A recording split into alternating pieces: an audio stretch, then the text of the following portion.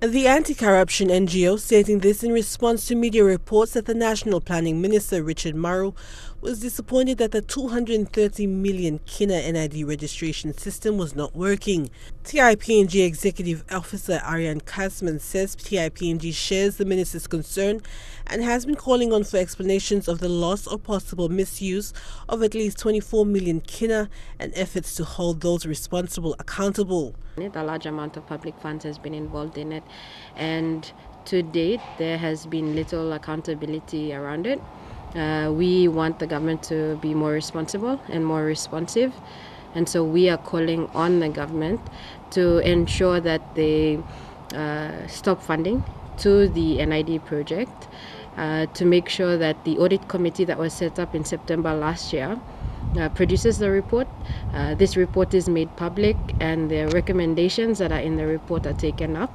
And lastly, to ensure that the people that are responsible are also held accountable.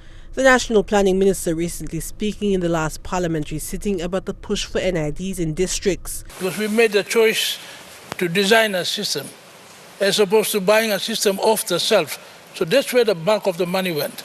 And some mobile offices, and of course the main building here.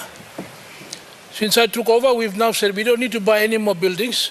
We need to partner the districts and the provinces and look at a cheaper way to roll out that program throughout the country. But this all comes after 230 million Kina of public funds was pumped into the project, and to date only 800,000 plus people have been registered. And the chief national statistician, Rocco Koloma, suspended for the alleged misuse or misappropriation of 24 million Kina that had disappeared from his office. For the head of NSO to be suspended and an investigation to take place. We know that in September last year, an audit committee was set up to investigate the NID project, and the head of NSO was suspended at the same time. TIPNG says the recent release of the 2018 Corruption Perception Index ranks Papua New Guinea 138 out of 180 countries.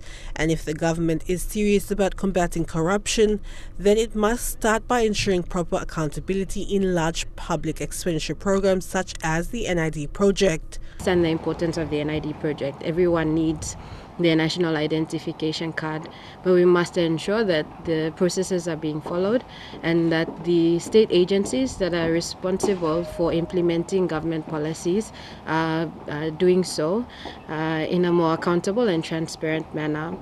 Adelaide Siraks Kari, National, MTV News.